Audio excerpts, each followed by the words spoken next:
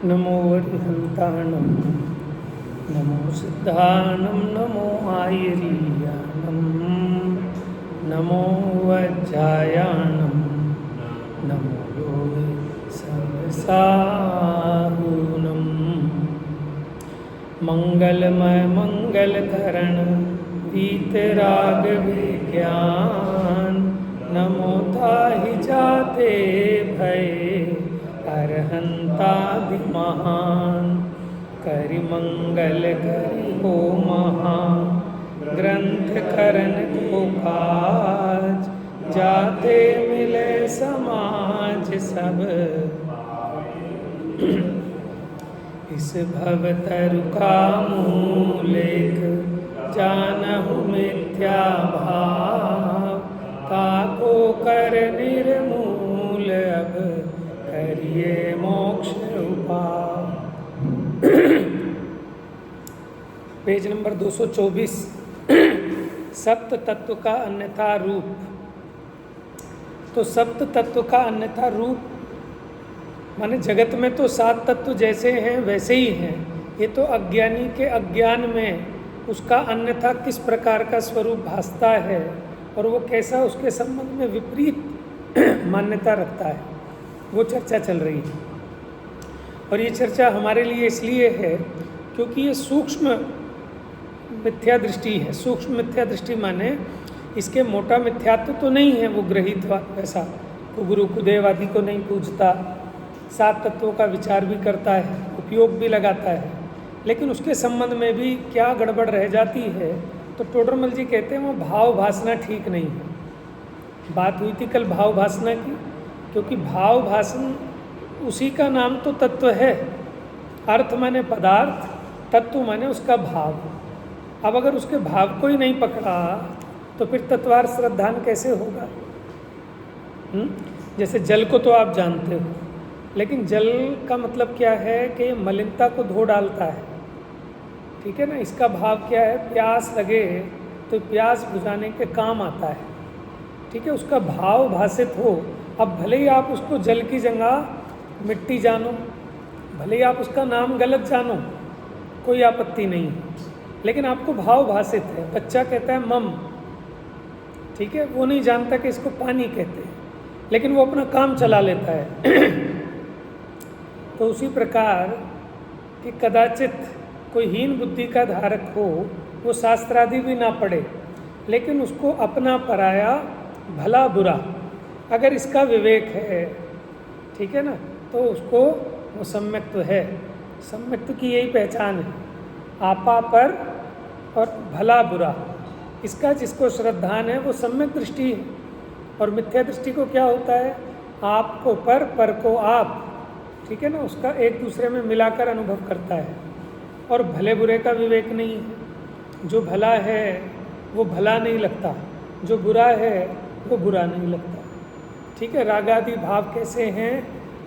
यह राग आग है, लेकिन कहाँ लगती है आग जैसी?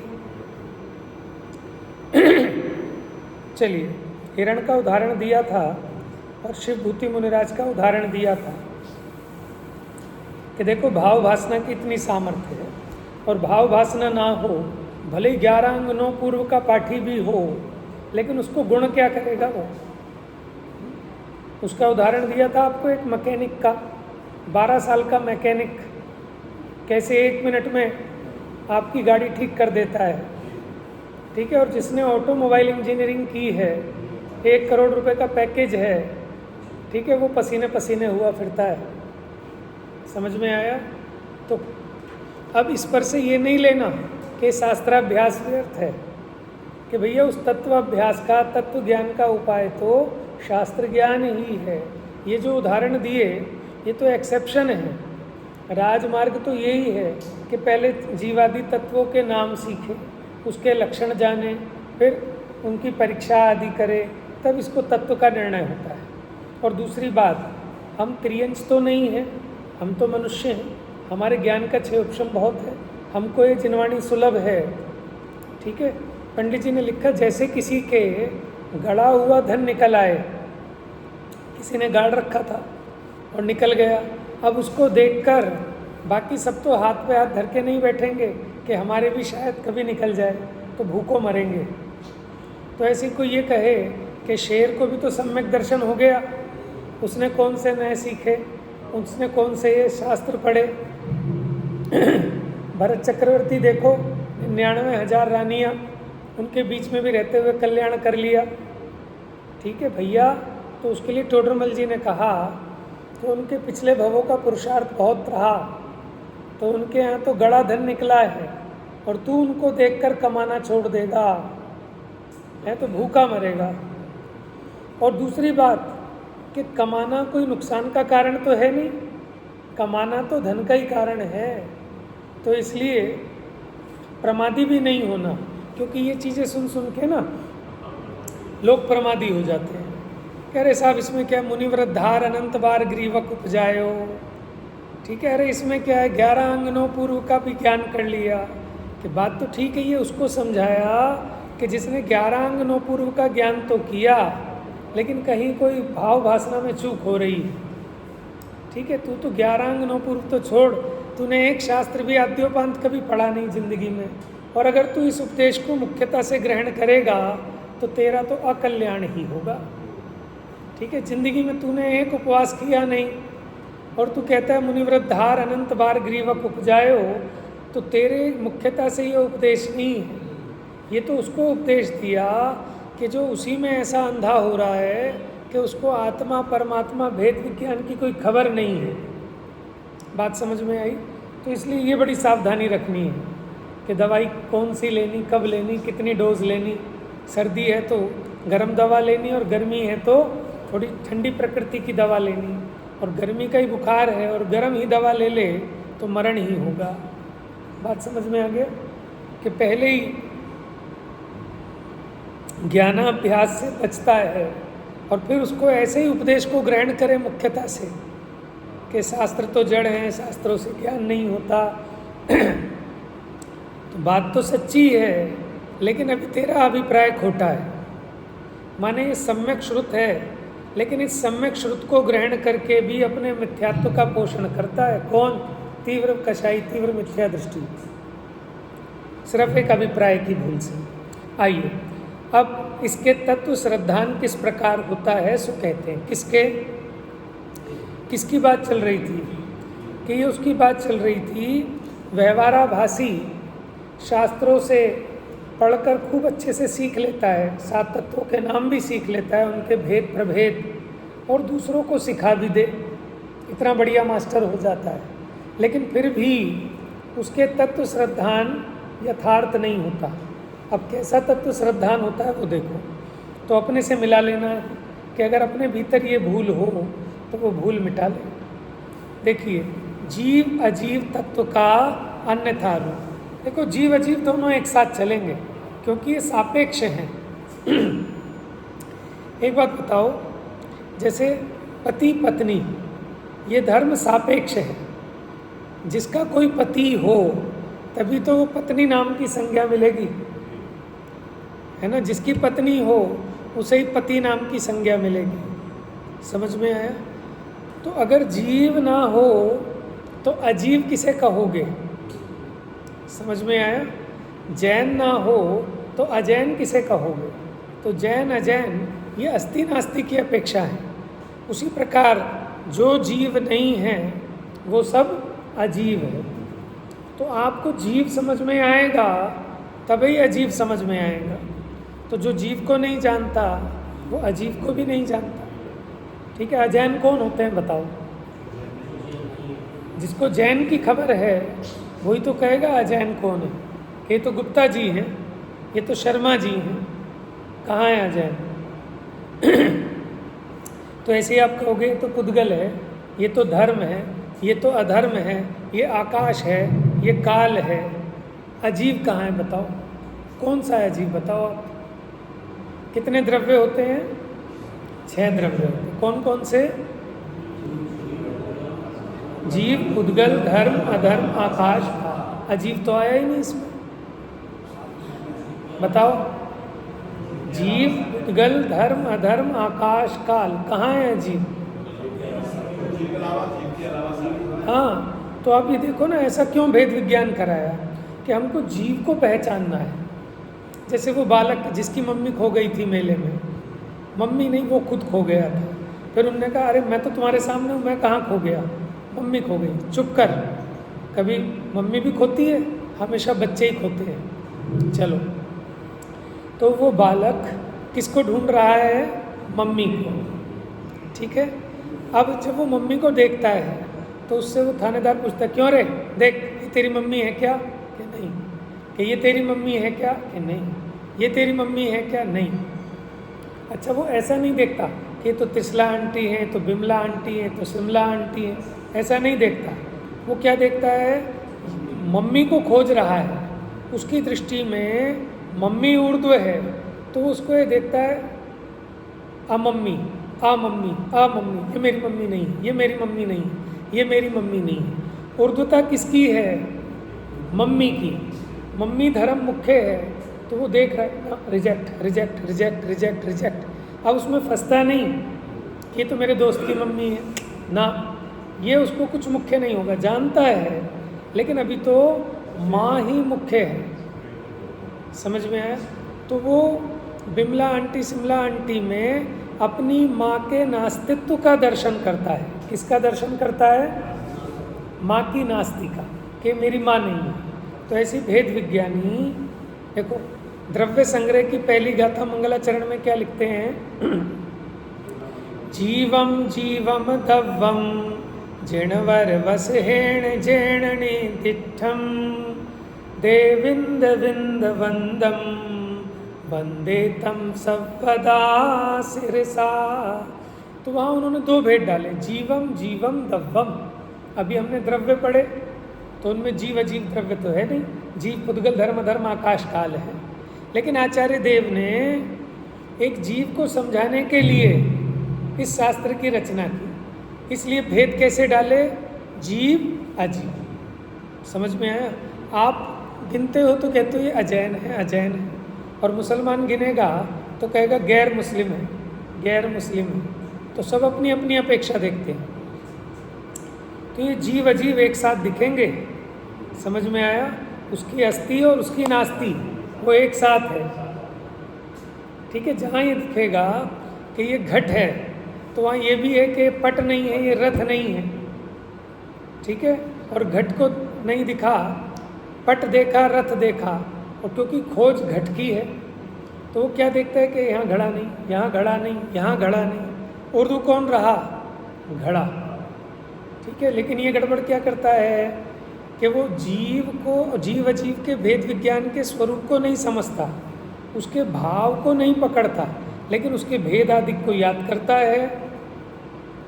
ठीक है, उसको समझाता भी है, समझता भी है, लेकिन वो जो जीव एक भाव है, उस भाव की प्रतीति नहीं करता, उस भाव का संवेदन नहीं करता कि ये जो चेतना है जो मेरे निरंतर अनुभव में आ रही है, ये मैं हूँ, और बाकी ये शरीर है, संयोग है, वस्त्र हैं, इनमें मेरी उस चेतना का अभाव है।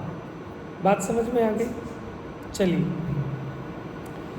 जिन शास्त्रों का मतलब है जिनेंद्र भगवान के द्वारा प्ररूपित शास्त्र, जिन शास्त्रों से जीव के त्रस स्थावर आदि रूप तथा गुणस्थान मार्गणा आदि रूप भेद को जानता है। देखो, आगम में जब किसी को जीव आदि के बारे में पढ़ाया जाता है तो फिर इसी प्रकार पढ़ाया जाता है कि जीव दो प्रकार के, संसारिणो मुक्ताश्च, कि जीव संसारी है और मुक्त है। फिर संसारिणस त्रस स्थावरा, के संसारी जीव दो, त्रस और स्थावर। ठीक है, पृथ्वी अब तेज वायु वनस्पत्य, ठीक है, ये क्या है? ये स्थावर है। फिर दो इंद्रिय, तीन इंद्रिय, चार इंद्रिय, पंचेंद्रिय, त्रस है। इस प्रकार से भेदों को सिखाया जाता है, उसका अपना प्रयोजन है। लेकिन अभी बात चल रही है भाव भासना की, उसका निषेध नहीं पकड़ना कि उसको तो आपको पढ़ना ही पड़ेगा, तभी आप विशेष रूप से जान पाएंगे। लेकिन वो कह रहे हैं कि इतना तो जाना, और फिर गुण स्थान के जीव 14 गुण स्थान वाला होता है संसार अपेक्षा, 14 मार्गणाओं वाला होता है, ये तो जानता है। अजीव के पुद्गल आदि भेदों को, क्या अजीव 5 प्रकार का, पुद्गल, धर्म, अधर्म, आकाश, काल, तथा उनके वर्णादि विशेषों को जानता है, उनके लक्षणों को जानता है, ठीक है। परंतु अध्यात्म शास्त्रों में भेद विज्ञान को कारणभूत, क्या कहा, देखो ये स्टाइल अलग है। एक तत्वार्थ सूत्र की शैली है, वहाँ भी 9 तत्वों का वर्णन है 10 अध्यायों में, 7 तत्वों का, नाम ही उसका तत्वार्थ सूत्र है। और एक समयसार जी है, इसमें भी 7 तत्वों का स्वरूप समझाया है, जीव अजीव अधिकार, आश्रव बंध, है ना, संवर्ण निर्जरा मोक्ष अधिकार। लेकिन दोनों की पद्धति न्यारी न्यारी है, ठीक है ना, स्टाइल न्यारी न्यारी है। तो वो जैसा आगम में बताया वैसा जीवादि के भेद प्रभेद उनका स्वरूप तो जानता है, लेकिन अध्यात्म शास्त्रों में भेद विज्ञान को कारणभूत कि जिससे भेद विज्ञान होए, और वीतराग दशा होने को कारणभूत कि जिससे तुझे इनसे वैराग्य उपजे, जैसा निरूपण किया है वैसा नहीं जानता। पहली गड़बड़, क्या भूल हुई कि जीव के ऊपर ये 1 घंटे का लेक्चर दे सकता है, ये 10 पन्नों का एक निबंध लिख सकता है, ठीक है, क्योंकि जितने दुनिया भर के भेद प्रभेद गिना दो, 14 गुणस्थान, 14 मार्गणाएं, ठीक है, वो 20 प्ररूपणाओं से जीव का प्ररूपण कर दे, पूरा गौमटसार जीव कांड बन जाए, ठीक है। लेकिन अध्यात्म शास्त्रों में भेद विज्ञान और वीतरागता के कारणभूत जैसा निरूपण किया है, वहाँ कैसा निरूपण है कि भेद विज्ञान को कारणभूत समय सार, कि पहले तो प्रारंभ यहाँ से हो गया कि स्वसमय और पर समय क्या है। देखो यहाँ दृष्टि देखो कहाँ से स्टार्ट किया भगवान ने, कि जो आत्म प्रदेशों में स्थित है, ठीक है, क्या है वो गाथा, जीवो जो अपने ज्ञान दर्शन चारित्र में स्थित है वो स्वसमय है, और जो पुद्गल कर्म के प्रदेशों में स्थित है वो पर समय है। अब जीव का प्ररूपण यहाँ से प्रारंभ किया उन्होंने, स्वसमय और पर समय से, यानी ज्ञानी और अज्ञानी से। तो ये भेद विज्ञान को कारणभूत है, क्योंकि जीव का ज्ञान मिटाना है, इसको कहाँ ले जाना है, ये प्रयोजनभूत वाली पढ़ाई है, समझ रहे। लेकिन उस पढ़ाई का निषेध नहीं है, ये तो हम उसको समझा रहे हैं कि पोथी पढ़ पढ़ जग मुआ, भया न पंडित होए, 2.5 आखर प्रेम का पढ़े सुपंडित। लेकिन अगर इस छल को ग्रहण करे, देखो जिसने पोथियाँ नहीं पढ़ी, जब वो भी इतना ज्ञानी हो सकता है कबीर जैसा, तो अगर ये पोथियाँ पढ़ लेता तो फिर कितना महाज्ञानी हो जाता। बात समझ गए, उस चीज़ का निषेध नहीं है, ये तो उलाना, ठीक है, ये अलंकारिक शैली होती है।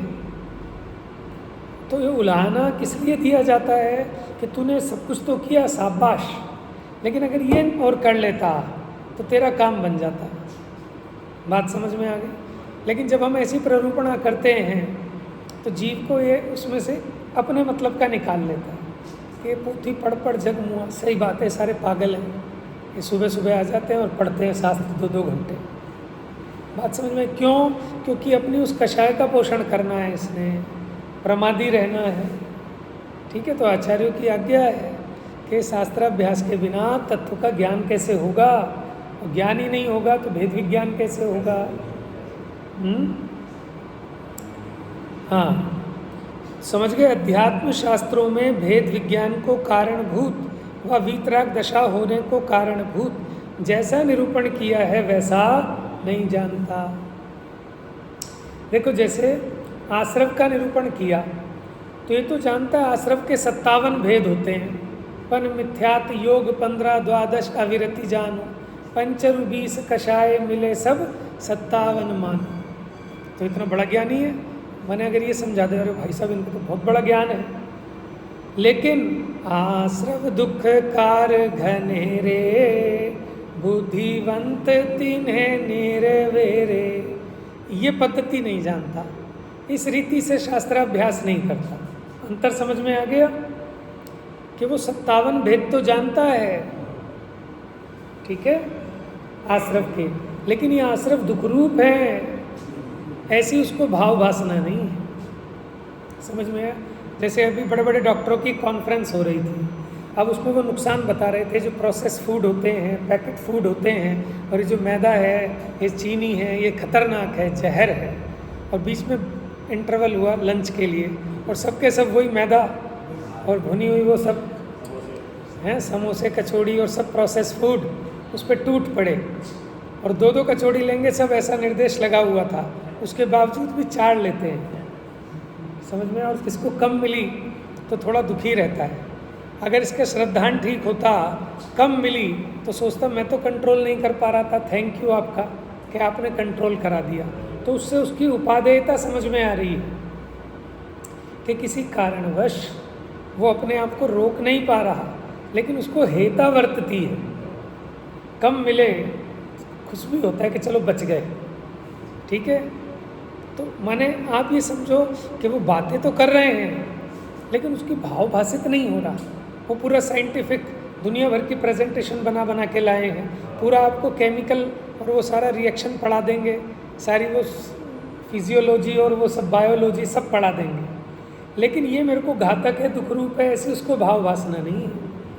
और कोई सीधा साधा जिसने 5वीं क्लास पढ़ा है, लेकिन वो मैदा देखते ही दूर भागता है, आप बिल्कुल नहीं लेंगे। समझ में आया? तो कितना अंतर है।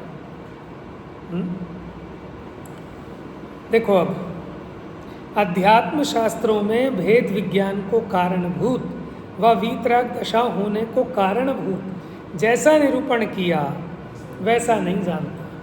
तो पहले तो क्या करना कि अब अध्यात्म शास्त्रों को खोलकर, क्योंकि व्यवहाराभासी का प्रकरण चल रहा है भाई साहब, तो व्यवहाराभासी वाले ने आगम के तो सिद्धांतों का स्वाध्याय करता है, लेकिन अध्यात्म से थोड़ा बचता है।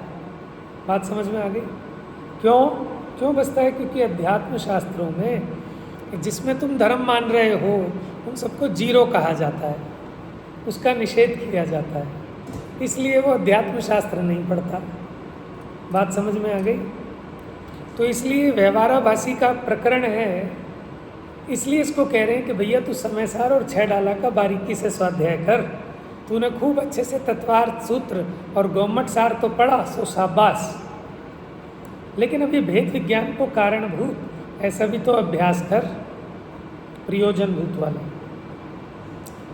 अच्छा, तथा किसी प्रसंगवश कि चलो साहब भीम गली में समयसार का स्वाध्याय हो रहा है, तो चांस लग गया प्रसंगवश, अथवा कोई पंडित जी आए, यूट्यूब पे खुल गया चैनल, प्रसंगवश उसी प्रकार जानना हो जाए। समझ में आया? तब शास्त्रानुसार जान तो लेता है। क्या कहा? शास्त्र में जैसा कहा वैसा जान तो लेता है, परंतु अपने को आप रूप जानकर, ये बड़ी इंपॉर्टेंट लाइन है, देखो डार्क कर दिए इन लाइनों को कि इस पे आप फोकस करो। क्या कह रहे हैं? अपने को आप रूप जानकर पर का अंश भी अपने में ना मिलाना।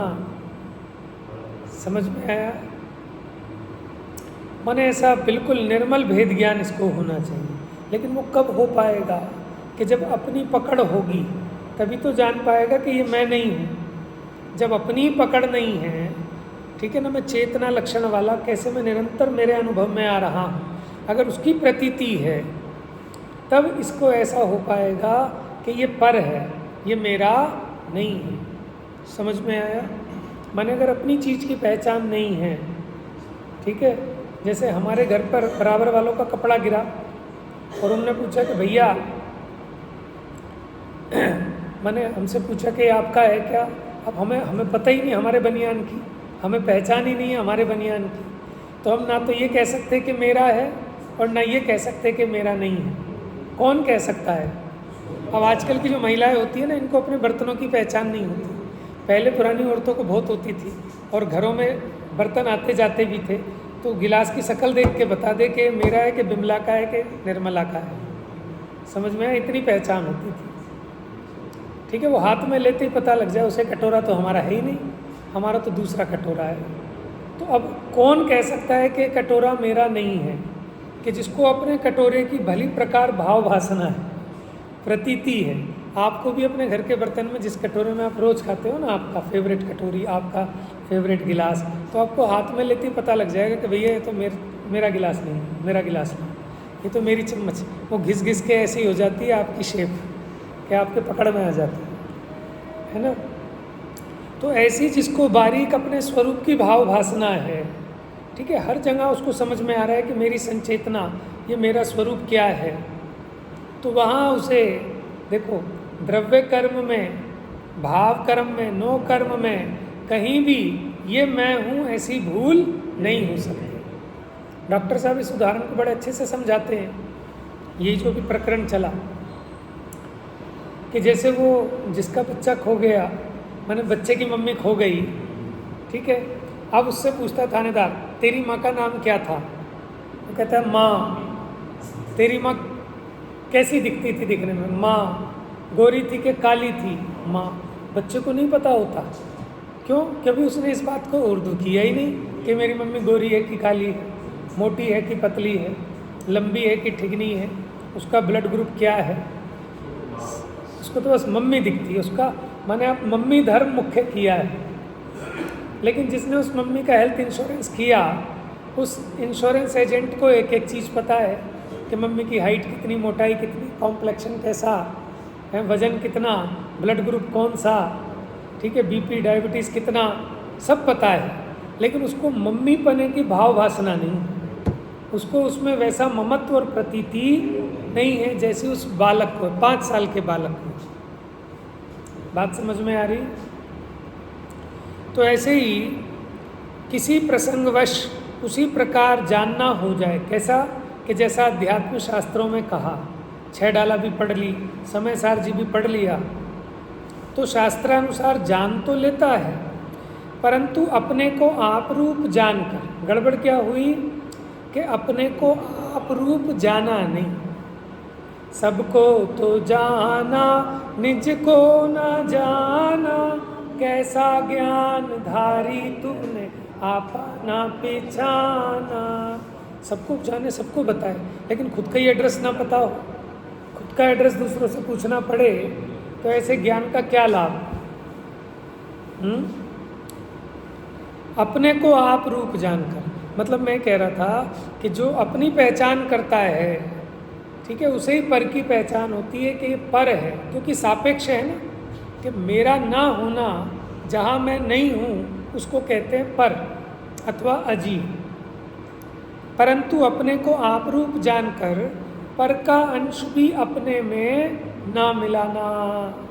ये क्या हुआ? पर का अंश भी अपने में ना मिलाना और अपना अंश भी पर में ना मिलाना, ऐसा सच्चा श्रद्धान नहीं करता। अब इसने अध्यात्म शास्त्र भी पढ़े, तो ये कहता तो ऐसा कौन किसका करता है, कोई किसी का नहीं करता, वो तो होने योग्य होता है। मैं तो चेतन हूँ, जानने वाला हूँ, देखने वाला हूँ। लेकिन फिर भी ऐसा कहते कहते भी अंदर में उसकी प्रतीति में धारा यही चलती रहती है कि न सही कुछ भी, लेकिन कुछ तो मेरा क्रेडिट है ही कि चलो मैंने किया नहीं, लेकिन मैं भोगता तो हुई ना, कि चलो नहीं भोगता लेकिन है तो मेरा ही। जैसे बच्चे को कहते हैं ना कैसा ही हो, लेकिन है तो मेरा ही, तो अपना अंश उसमें मिलाता है। जैसे कि साहब आप आना हमारे यहाँ, कि साहब हम तो आते नहीं, बच्चे आ जाएंगे। कह रहे नहीं साहब आप आएंगे तो अलग बात, अरे वो आएगा समझना मैं ही आ गया।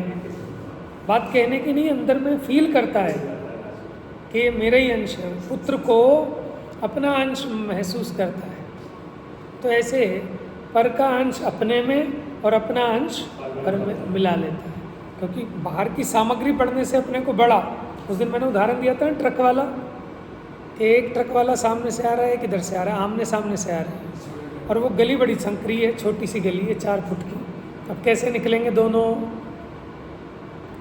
भूल गए कैसे निकलेंगे बताओ? ट्रक थोड़ी आ रहा है, ट्रक वाला ही तो आ रहा है। अब ट्रक वाला कहने पर वो अपने को ट्रक वाला महसूस, माने अब कैसा दिखाई देता है कि नहीं साहब 8 फुट चौड़ा है, ठीक है ना। ऐसे हम अपने को घर वाला, देह वाला, स्त्री वाला, बच्चों वाला, तो इन सबको मिलाकर ऐसा अपने को महसूस करते हैं। लेकिन वो ट्रक वाला तो अकेला ही है भैया, ट्रक अलग चीज़ है और ट्रक वाला न्यारा है। संयोगों की अपेक्षा उसको ऐसा नाम मिलता है कि ट्रक वाला। ऐसे अपने संयोगों की अपेक्षा अपने को नाम मिलते हैं क्या, कि सेठ जी हैं, कि विद्वान हैं, ठीक है, कि पति हैं, कि भाई हैं, कि पुत्र हैं, ठीक है, मकान मालिक हैं, दुकान मालिक हैं, ये सब संयोगों की तरफ से मिले हुए नाम हैं।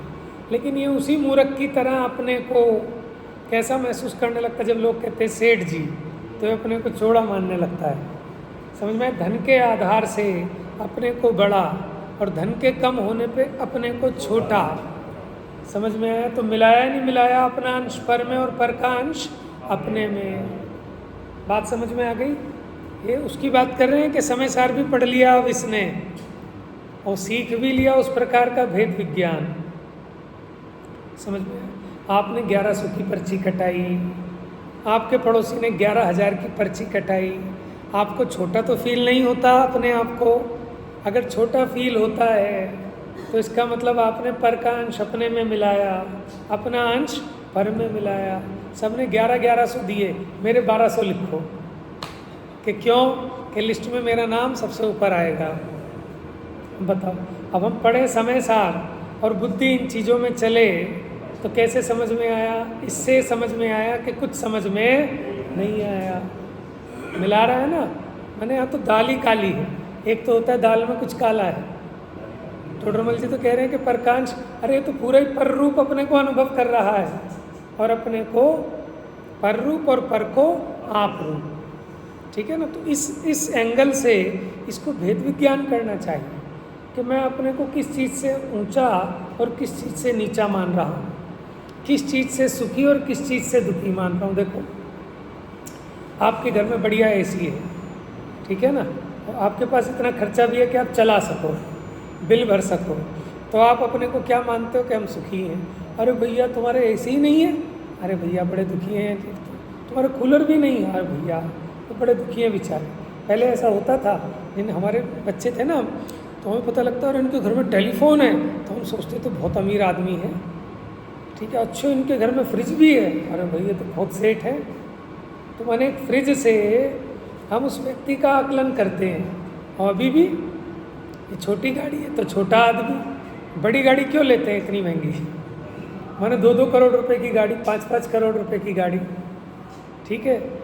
मैंने वो 5 करोड़ वाली जो गाड़ी है, वैसे ही आपको कंफर्ट 50 लाख वाली में भी मिल जाएगा। अब तो सिर्फ वो उसका लोगो और ब्रांड, ठीक है, उसके पीछे वो आदमी उतना बढ़ता है। क्यों? क्योंकि हमें पता है कि हम जिनके बीच में रहते हैं वो उस लोगों से ही मेरा आकलन करते हैं। बात समझ में आ रही है? कि वो उसी चीज़ से महान मानेंगे कि बढ़िया कपड़े पहने तो मनोज बाबू बढ़िया, और घटिया कपड़े पहने तो मनोज बाबू घटिया। बात समझ में आ रही है? ठीक है। देखो, एक लोकाचार होना अलग बात है, अपने पद और भूमिका के योग्य अपना बाहर का प्रवर्तन होना ही चाहिए, ठीक है, वो एक अलग बात है।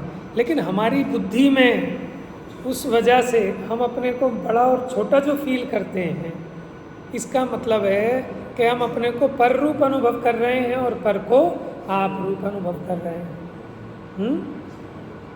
अब हम किराए के मकान में रहते हैं तो बेचारा कैसा दीनहीन हुआ रहता, भैया हमारा तो घर का घर ही नहीं है, हम तो किराए के मकान में रहते हैं। तो ये तो इतना छोटा फील क्यों कर रहा है कि सभी किराए के मकान में रह रहे हैं, ये किराए का मकान ये है। समझ में आया? हाँ, और तू अपने को पहचान ले तो तू मकान मालिक है। और कई लोग तो किराए के बड़े बड़े जो सेठ है ना, वो अपना घर नहीं खरीदते, वो किराए के घर में रहते हैं कि उसमें मज़े ही मज़े हैं। ममत्व नहीं होता, जब चाहे सामान उठाया बढ़िया में रख लिया, कि इस घर में सीलन आ गई, उठाओ सामान दूसरे घर में रख लिया, यहाँ दीमक लग गई, उठाओ सामान दूसरे घर में रख लिया, प्लस्तर झड़ रहा है, टोंटी परेशान कर रही, हटाओ दूसरे में, बढ़िया नए में शिफ्ट हो जाओ। समझ में है? तो किराए का घर तो अच्छा है।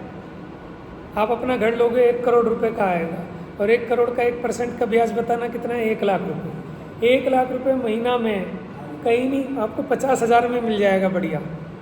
समझ में आया? और आपको ममत्व वाली टेंशन नहीं, अपने घर में झड़ जाए प्लस्तर, कितना जीव दुखी होने लगता है। समझ में आया? किराए में क्या है? क्योंकि उसको भेद विज्ञान है, मेरा है ही नहीं। ऐसे ज्ञानी को इस देह में भेद विज्ञान है, उसको लगता है कि किराए का घर है, रह रहे हैं जब तक रह रहे हैं, ठीक है। जब तक अपने घर नहीं मिलता तब तक इसमें रहना मजबूरी है, और जब अपना स्वरूप मिल जाएगा तो हम अपने स्वरूप में रहेंगे, समझ में, देह में नहीं रहेंगे। लेकिन इसको लगता ही नहीं, इसके आधार से अपने को बड़ा मानता है। बताओ, किराए के घर को कोई सजाता है क्या इतना? अरे छोड़ो ना, किराए का ही तो है। इसका सफाई भी उतनी करता है जितनी ज़रूरत हो, और जहाँ अपना घर हो वहाँ रगड़ता रहेगा कि अपना घर है, अपना घर है, अपना घर है। ऐसे ही इस तन को, जिसको ये लगता है कि किराए का घर है, वो उतना ही करता है जिसमें काम चल जाए। आने वाला भी ये ना कह रहे साहब क्या गंद सड़ा रखा है, समझ में आया? ये नहीं कि उसके फर्श ही घिसता रहेगा पोछे लगा लगा के 10 बार। अंतर समझ में आ रहा है? देखो, आप रहे हो ना किराए के घर में और अपने घर में भी, तो सबको भाव वासना होती है कि किराए के, माने तो एक मन का विकल्प है बस कि मैं किराए के घर में, बस इस बात से दुखी है। नहीं तो जितने समझदार लोग हैं वो 5 लाख रुपए किराया दे के रहते हैं, वो कहते हैं मैं 50 करोड़ की कोठी क्यों लूँ, जब वो 50 करोड़ की कोठी मुझे 5 लाख में मिल रही है, और 1 साल बाद फिर शिफ्ट कर जाऊँगा नई कोठी में। समझ में आया? तो ये सिर्फ यहाँ से दुखी होता है जी, और वो 50 करोड़ रुपए लगाता है अपने धंधे में, और मूर्ख आदमी लगा के बैठ जाता है कि बिना किसी मतलब के, और बैंकों का ब्याज भरता रहता है। ठीक है, तो मैंने एग्जाम्पल दी, उसमें भी अनेक पक्ष हो सकते हैं, छोड़ो। लेकिन यहाँ देखना आप, तो ये इसको जीव अजीव का प्रयोजन परक जो भेद विज्ञान है। देखो, जब कोई वकालत करता है तो कैसी मोटी मोटी किताबें पढ़नी पड़ती हैं, कितने उसके लॉ के सेक्शन याद करने पड़ते हैं, पेपर में लिख लिख के आने पड़ते हैं, लेकिन वो इसके कोई ऐसे खास काम नहीं आते। लेकिन जब इसके पास केस आता है और अब वो उन किताबों को उठा के खोल के पढ़ता है, तो वो पढ़ाई जब ये लॉ कर रहा था तब के पढ़ने में, और अब जो एक केस आ गया है मुझे इसको बचाना है कैसे भी करके, अब उसको बचाने के लिए जो खोजबीन करता है, जो किताब पढ़ता है, इसके पढ़ने में अंतर है कि नहीं है? बताओ, कितना ज़मीन आसमान का अंतर। ठीक है, आपने मान लो श्रावकाचार का, मूलाचार का स्वाध्याय किया, पढ़ गए आप सारी बात, लेकिन अब आपको देखना है कि भैया ये चीज़ मुझको खानी है कि नहीं खानी है। अब इस दृष्टि से आप ढूंढते हो तो वो स्वाध्याय अलग है। समझ में आया? जमीन आसमान का अंतर है। तथा किसी प्रसंगवश उसी प्रकार जानना हो जाए तब शास्त्रानुसार जान तो लेता है, परंतु अपने को आपरूप जानकर पर का अंश भी अपने में ना मिलाना और अपना अंश भी पर में ना मिलाना। मैंने पूरा समय सार इस लाइन को समझाने के लिए समझ लिया, यही बात समझनी है। ऐसा सच्चा श्रद्धान नहीं करता है, जैसे अन्य मिथ्या दृष्टि निर्धार बिना, निर्धार माने बताया था ना पिछले जब एक दिन स्वाध्याय लिया था, निर्धार माने क्या बताया था? निर्धारण, निर्णय, निश्चय नहीं, यहाँ निर्धार का मतलब है निर्धारण। निर्धारण माने निर्णय, यहाँ निर्धार का मतलब है निर्णय, वो निराधार होता है। जैसे अन्य मिथ्या दृष्टि निर्धार बिना पर्याय बुद्धि से जानपने में व वर्णादि में अहम बुद्धि धारण करते हैं। अब वो क्या, कैसे? जैसे अन्य मिथ्या दृष्टि है ना, मिला जुला कर कि मैं जानता भी हूँ और मैं गोरा काला मोटा पतला छोटा भी हूँ। ठीक है, ये सब कि मैंने नाक से खुशबू को सूंघा, मैंने आँख से रूप देखा, कान से सुना, ऐसे इन इंद्रियों को और ज्ञान को, जीव पुद्गल दोनों को मिलाकर ऐसे अपना संचेतन करता है। तो कैसे करता है मिथ्या दृष्टि? इसका खुलासा चौथे अधिकार में है। चौथे अधिकार में भी 7 तत्वों की भूल बताई और 7वें अधिकार में भी 7 तत्वों की भूल बताई, लेकिन चौथे अधिकार में बताई अग्रहित मिथ्या दृष्टि की, कि जो अनादि से है जीव को, और यहाँ वो बताई कि जो शास्त्र पढ़कर नए टाइप की भूल पैदा कर लेता है। हाँ,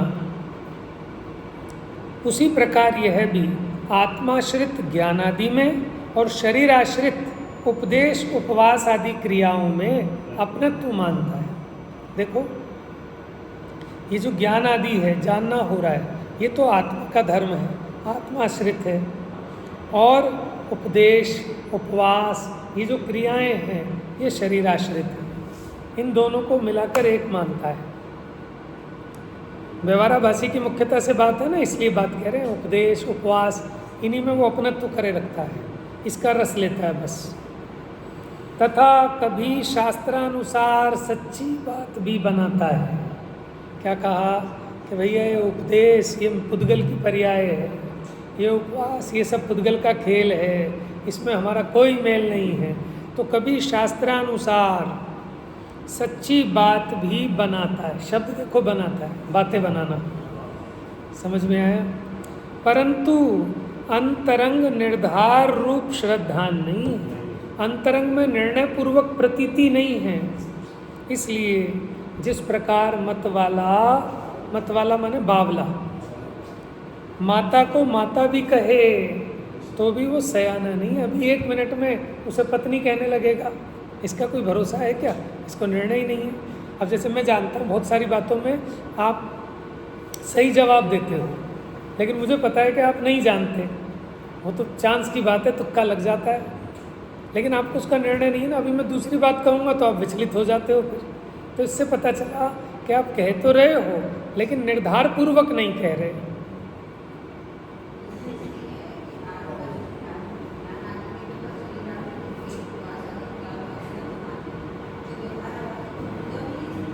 ऐसा नहीं है ना, ना ऐसा थोड़ी है। देखो व्यवहाराभासी के भी कितने लेवल होते हैं। एक तो अकेला ऐसा है जो खाली क्रियाकांड में संतुष्ट हो रहा है, एक ऐसा है कि क्रिया नहीं, परिणामों को भी सुधारने का उपाय रखता है। लेकिन जैसा यथार्थ तत्व का स्वरूप है वैसा उसको भासता नहीं है। व्यवहाराभासी मेहनती है, प्रमादी नहीं है, वो शास्त्राभ्यास भी खूब करता है, खाली क्रियाकांड ही नहीं, वो शास्त्राभ्यास भी बहुत करता है। नहीं ऐसा नहीं है, ऐसा नहीं। वो तो अनेक प्रकार की वैरायटी मिलती है कि अकेले पूजा में ही धर्म मानता है, ऐसा नहीं है। वो ये भी जानता है कि पूजा में धर्म नहीं है। समझ में आया? हाँ, तो जैसे उसको बावले को सयाना नहीं कहते, उसी प्रकार इसे सम्यक भी नहीं कहते। सच्ची बातें बनाता है लेकिन निर्धार पूर्वक नहीं कह रहा। तथा जैसे किसी और की ही बातें कर रहा हो। क्या कहा? जैसे किसी और की ही बातें कर, बात तो पूरी भेद विज्ञान की।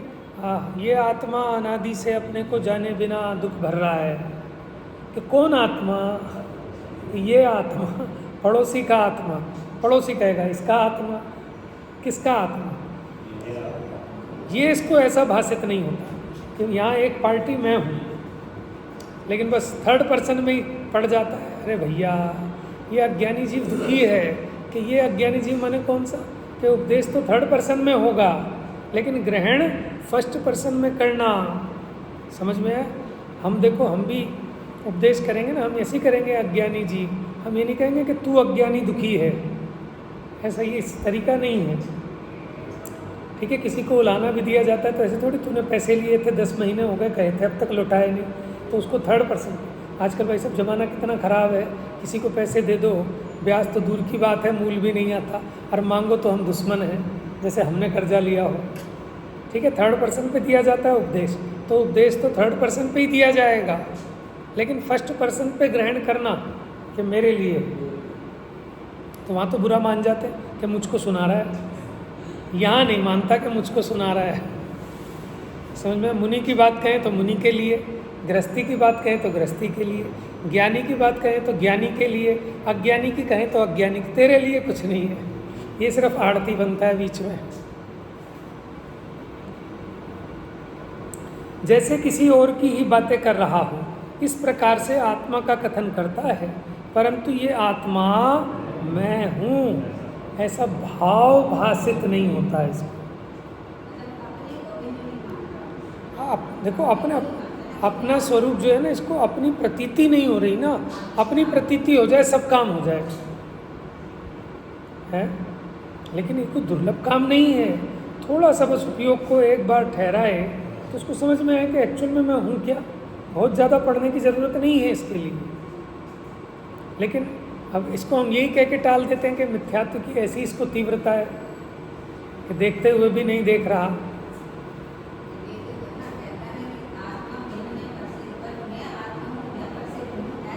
ऐसी प्रतीति नहीं, क्योंकि अपने में अपनत्व तो नहीं है ना। अपने में अपनत्व हो तब ऐसा लगे। जैसे वो चापा की कहानी सुनाई थी, याद है कि माँ बेटा अब तू बड़ा हो गया, अब कमाने जा, हैं कमाने जा। नहीं माँ, मेले में बहुत भीड़ होती है, मैं खो जाऊँगा। कि नहीं नहीं बेटा, अब तू बड़ा हो गया, खोएगा नहीं। कि नहीं नहीं माँ, मेरे को डर लगता है, खो जाऊँगा, बचपन में भी मैं खो गया था एक बार। क्या चल। माँ ने उसके एक कलावा बांध दिया कि बेटा जब तुझे लगे कि तू खो के देख लियो, अगर ये है तो तू खोया नहीं। तो उन्होंने कहा ठीक है माँ। अब वो चला गया मेले में सामान लेके बेचने बाजने। अब बार बार वो जब ज़्यादा भीड़ होए तो वो देख ले अपना कलावा बंधा, हाँ मैं खोया नहीं, देख ले। अब बस सामान वामान भी बेच दिया, पैसे इकट्ठे कर लिए। अब गर्मी थी, धूल थी, आंधी थी, भीड़ भाड़ बहुत थी। अब वो कहीं गिर गया। अब ये सर पकड़ के रोए। मैं मम्मी को पहले ही कह रहा था मुझको मत भेजो, मैं खो जाऊंगा खो जाऊंगा। अब वो रोए खूब फूट फूट के, हाय मैं खो गया मैं खो गया।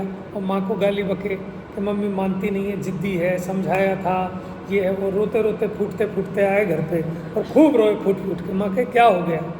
कि माँ देख ले मैं खो गया, मैंने तुझे पहले ही कहा था मुझे मत भेज मेले में, और मैं खो गया। ठीक है। अब उसकी माँ ने कहा कोई बात नहीं बेटा, सो जा, मिल जाएगा, सुबह तक सो जा। अब वो सो गया तो उसके हाथ पे कलावा बांध दिया और सुबह उठा, हाँ माँ मैं मिल गया। ऐसी गहलता हमको हो रही है, समझ में आए? कहाँ खो गया?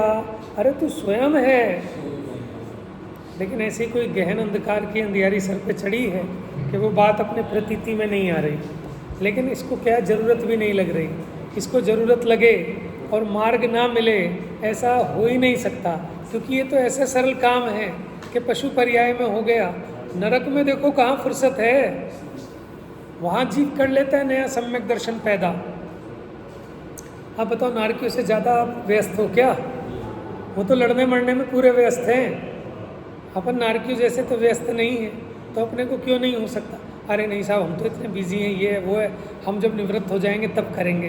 कि फिर कभी नहीं करेगा। समझ में आया? वो कहते थे ना, कल करे सो आज कर, आज करे सो अब, पल में प्रलय होएगी। और जो कहता है ना कल, तो कल तो कभी आता ही नहीं है। कल करने वाले का कभी काम नहीं होता। जो भी पढ़ते पढ़ते ही अपने स्वरूप का संचेतन कर ले, वो ही कर सकता है। और जो तब नहीं करे, वो कहे बाद में करूँगा, स्वाध्याय के बाद, भूल जाओ, फिर नहीं होगा। क्योंकि इसके लिए बहुत अधिक समय नहीं चाहिए। पढ़ते पढ़ते, सुनते सुनते, उसी काल में उसकी गहराई बनकर प्रतीति बनती है जीव को, वो कला डेवलप होने लगती है, सम्यक ज्ञान कला। ठीक है, शेष चर्चा फिर। जा वाणी के ज्ञान से